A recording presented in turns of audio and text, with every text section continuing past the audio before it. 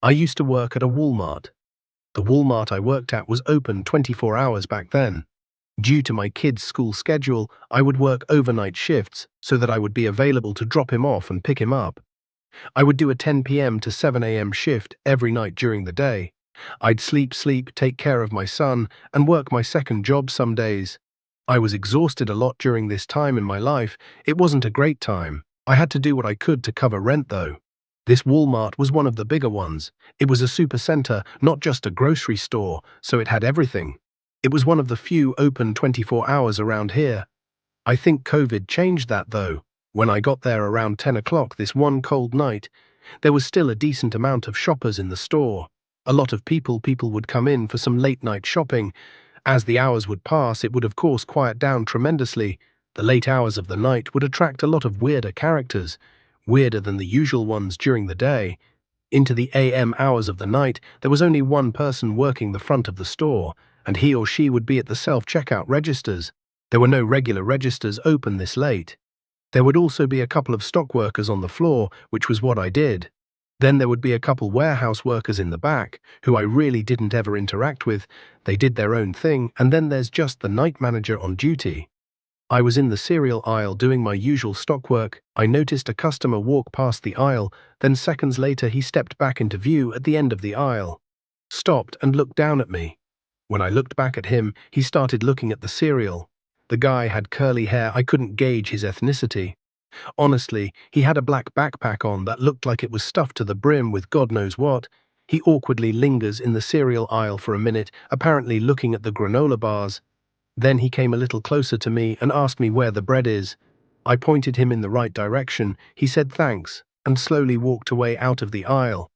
I watched him walk away, and he had a very noticeable waddle in his walk when he was out of sight. He was out of mind though. The problem was that he wasn't out of sight for long. I was in the CL aisle for quite some time, and I started noticing that every few minutes that guy would slowly pass by the aisle, looking down in this direction. He wasn't holding anything.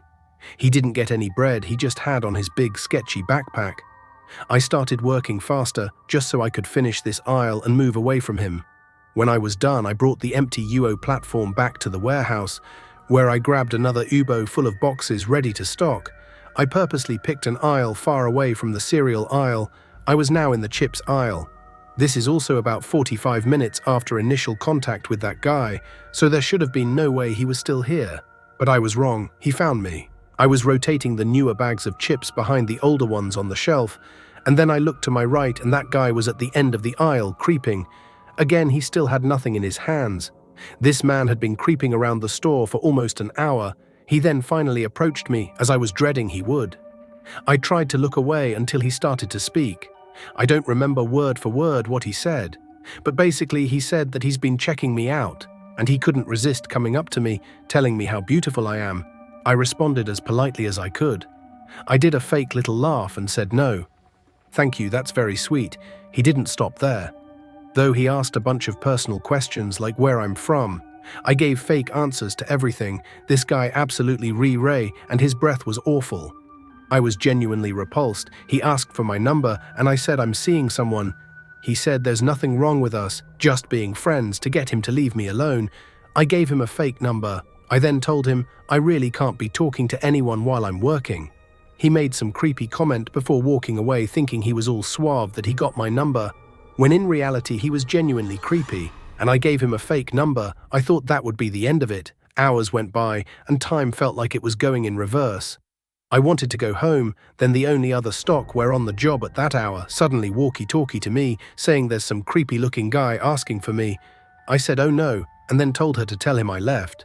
I then basically made a bean for the employee lounge, where I planned on hiding for a while. I made it to the lounge and then sat in one of the seats. Then the double doors opened and in came that guy. He looked at me and he looked angry. He yelled, "You gave me a fake number. You bitch." I think I swallowed my gum out of fear. I said, "You can't be back here, sir." He then took off his backpack and plopped it on the table next to mine. He started unzipping it as he looked at me.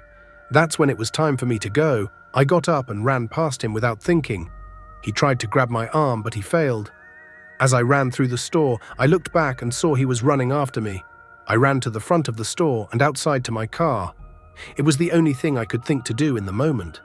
Alternatively, I could have tried finding the male warehouse workers in the back, or even the manager. But that was no guarantee. I got to my car and saw the man leave the Walmart looking for me. He was slow, he must have been on something. He saw my car, but it was too late. I was already driving away. I called the night manager and let him know what just went down, and that I'm not comfortable staying there tonight. I also warned him of the man with a backpack full of unknown contents. My manager told me I can't leave the place short-staffed. He said he'd call the police to make sure the man doesn't come back, and he told me need to come back. I was adamant about not returning that night, though he eventually got the message and said he'd review the camera footage, but that I need to come back tomorrow night, and I did. He allegedly notified the police the next day of the man and gave the police department the surveillance footage.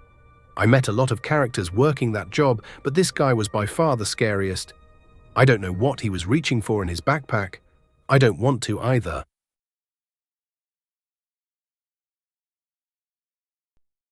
I was 14 when this happened. There's a Walmart that's walking distance to my house. I used to sometimes go there to buy clothing and such, before I was of age, driving age, since it was so close. Sometimes I'd go with my friend Emily. Sometimes I just go alone. The Walmart is part of the nearby mall, but the mall kind of stinks now. Most of the good stores I've closed over the years, plus I wasn't made of money when I was 14, and Walmart is cheap. One night I walked to Walmart with my AirPods in. It's a 15 minutes walk. When I put my AirPods in, I shut out everything else around me. I feel like most people with basic social awareness know that if someone's wearing headphones, it means they don't want to have to take them out to talk to you. I was minding my business in Walmart in the girls' clothing department when I noticed a guy next to me saying something. I couldn't hear what he was saying, but it looked like he was talking to me. I took out my AirPods and I said, "Are you talking to me?" He said yes. He was this shorter man with grey hair who looked like 50. He had glasses and a clean-shaven face. He smiled and said, "Sorry, I didn't see your headphones." Sure he didn't. He said he was just telling me how his daughter buys the same exact kind of jeans I was wearing. I had no idea why he was telling me this. But I'm a very polite person to everybody. I always have been, so I chose to be kind to him by laughing and saying, "Oh, that's funny." That should have been the end of an interaction that didn't need to happen. But of course, this wouldn't be a story if it was. I was still looking through this rack of tops. As the man kept trying to talk to me, he mistook my kindness for actual interest in talking to him clearly. He asked my age and I said 14. And his response was unsettling. He basically said, "Oh, what a great age. So mature, but still so young." He asked my name for some reason. I actually gave him my real name. And his response to my name was, "Wow, that's my favorite name for a girl." Next up, he asked what school I went to. And around now was when I decided to start making things up. I said I'm actually not from around here. I'm just visiting my cousin. He couldn't let it go though, and he persisted, asking where I'm from. I said I'm from out of state, keeping it vague. But then he said, "I've seen you around here before. Are you sure you're not from around here?" I looked at him and tried to think of a response, but instead I ended up turning around and walking away from him. I was for the first time ever actually made very uncomfortable by a stranger. The way he said he'd seen me before made me feel as though he'd been watching me or paid attention to me in this Walmart before. I went to buy the jeans I was holding at the front of the Walmart. Then I walked through the store to enter the mall. It was November or December, and they had just put up the Christmas decorations, so I wanted to walk through, and I also wanted to see if any new stores open, since my shopping in Walmart was cut short. I walked through the mall with really nothing catching my eye. I went into a Victoria's Secret, and while inside of there, I saw through the glass that guy from Walmart sitting on a bench in the mall outside of the Victoria's Secret. I left the store and started walking very quickly through the mall. When I turned around and saw he was now walking behind me, I started to panic and called my mum, asking her for a ride because I was being followed by a man. I took her advice and waited in a store with multiple people inside. He came to the entrance of the store and he creepily said my name in this way that he clearly didn't want a lot of people to hear him. I started to feel sick. I went to the cashier and said, "This man is following me. I don't know him." Some customers overheard and looked over, and the man clearly noticed and started walking away into the mall. The cashier, who was probably only 20 years old herself, sympathized with me. A couple even came over and said they'd wait with me until my mum got here. My mum came into the mall eventually, and I left with her thanking the couple who waited with me. I didn't go to the mall or that Walmart alone anymore. I didn't even go back with friends for a long time either. I hope that guy got caught being a creep and has been taken off the streets.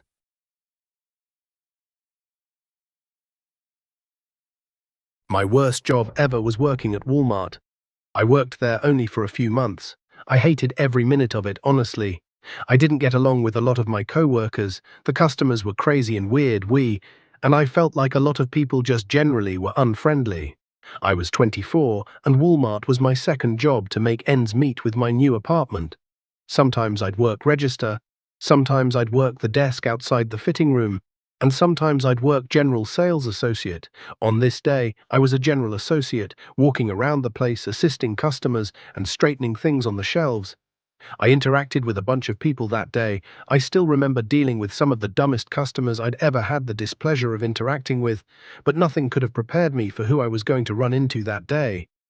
I got a random pat on the back and I turned around to see my ex-girlfriend Casey. She looked super happy to see me and went in for a hug. I was surprised because she didn't live anywhere near here.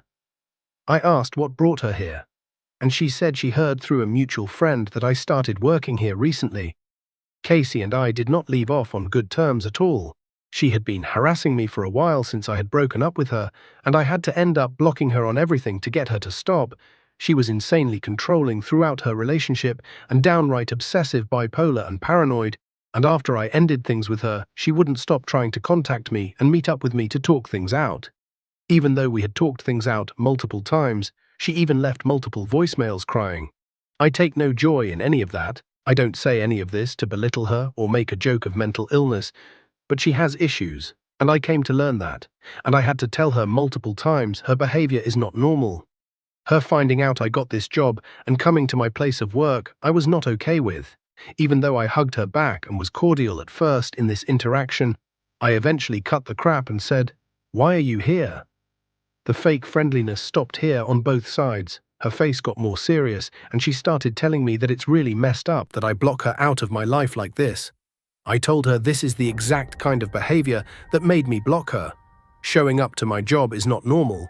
Then I started asking her which mutual friend told her that I worked here. She claimed that's irrelevant, and I assured her it most certainly is not irrelevant because I didn't believe that anyone told her where I work. I had broken up with Casey many months ago. She should have had no way of knowing about my new job or apartment, and I was confident none of my friends were even in contact with her anymore. I told her I'm seeing someone else. Now I have to get back to work. Please leave and don't contact me again. She refused to leave, so I simply just started walking away to an employee's own area. She didn't follow me back there.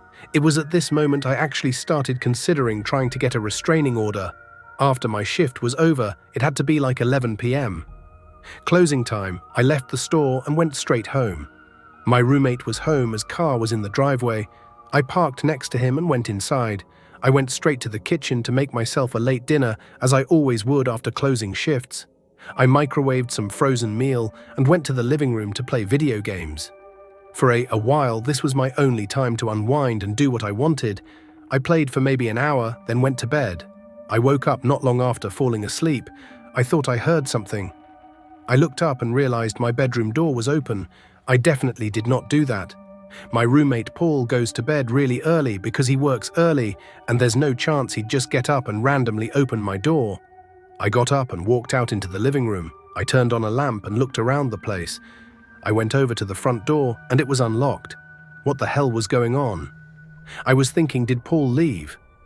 I looked out the window and saw that his car was still there. I locked the front door, then I went to his bedroom door and tried opening it. It was locked. I knocked on the door lightly once, and he didn't respond. So he was asleep. I was genuinely confused. I went out front and looked under the pot where we kept a hidden spare key. It wasn't there. My heart was in my throat at this point. The only person in this world besides Paul and my family who knows that I like to hide a spare key outside is Casey. I checked at least 5 times under the pot, even checking the surrounding area on the chance that maybe was kicked out of place or something. I went back inside the house and shut the front door. I went to the knife holder in the kitchen and the biggest knife was missing. My phone was still in my bedroom. I had to be smart about this. I tiptoed to my bedroom door till I was close enough to grab the doorknob as fast as I could and slam it shut from the outside. I screamed as loud as I could for Paul. He erupted from his room, obviously confused, and there were suddenly bangs on the bedroom door from the other side, along with Casey's voice saying, "I'm sorry, let's talk."